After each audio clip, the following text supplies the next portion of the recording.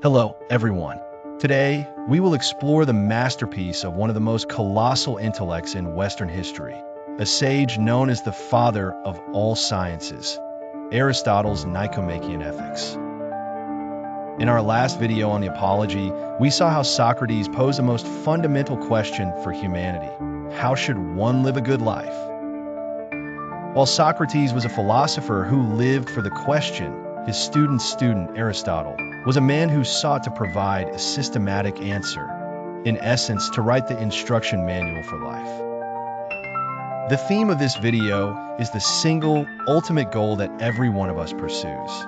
Aristotle gave a name, Eudaimonia, or happiness. However, the happiness he speaks of is not the simple joy or satisfaction we might imagine. Let us now, together, delve into the surprising true nature of happiness as derived by Aristotle over 2,300 years ago. What is the ultimate goal of life, Eudaimonia? Aristotle begins his argument with a very simple observation. Every activity aims at some purpose, telos.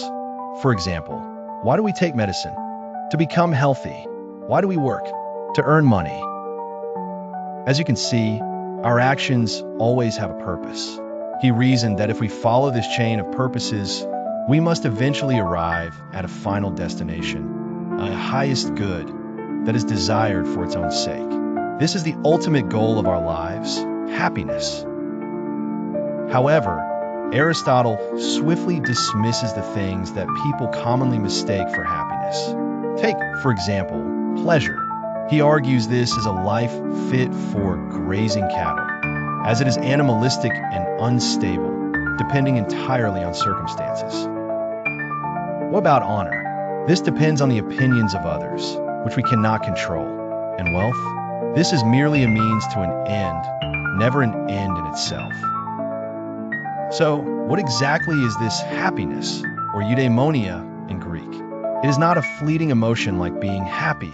It is a much grander concept, referring to a sustained state of activity, the condition where a human being is flourishing and realizing their fullest potential.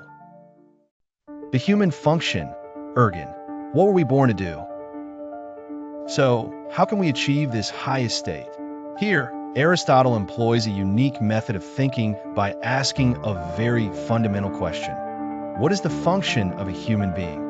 He believed that the question, what is a good X, can be rephrased as what is the function, ergon, of X? For example, what is a good knife? It is a knife that excels at its inherent function, which is to cut well. So what is a good human being? To know that, we must first identify the unique function given only to humans. He compares humans to plants and animals. Our commonality with plants is nutrition and growth, simply being alive. Our commonality with animals is perception, the ability to feel pleasure and pain. So what is the unique function that only humans possess? Aristotle determined that it is the activity of the soul in accordance with reason, logos, and by integrating these arguments, he presents this startling definition of happiness that lies at the core of his book. If the function of a human is to use reason, then a good human is a human who uses reason well. Therefore, happiness, eudaimonia, for a human being is the activity of the soul in accordance with virtue, arete. Virtue, arete, as excellence, and how to acquire it.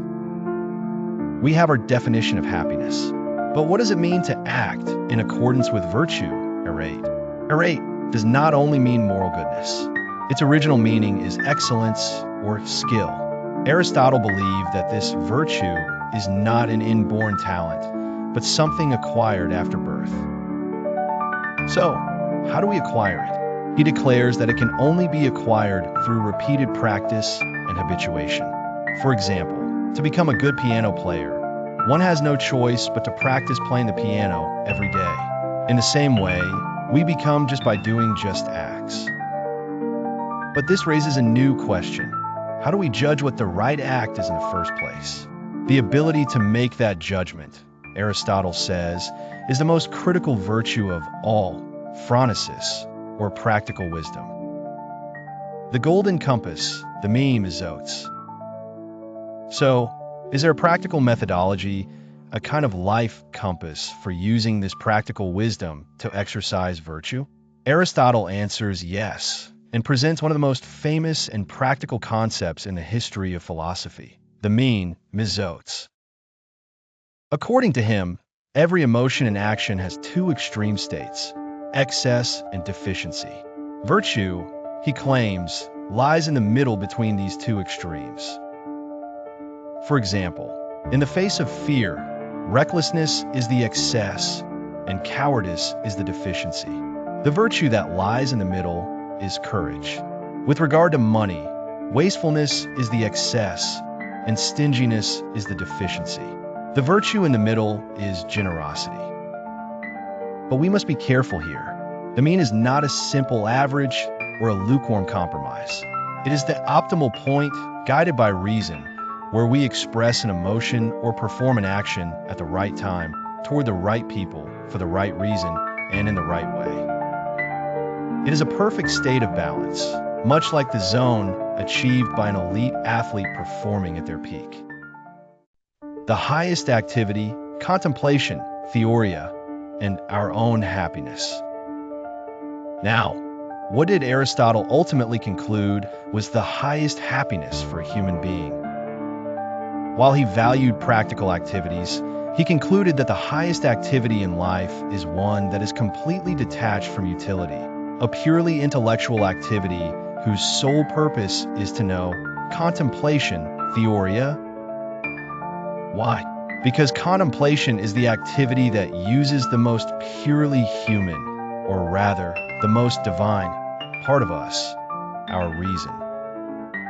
This conclusion, interestingly, resonates with the life of his master's master, Socrates.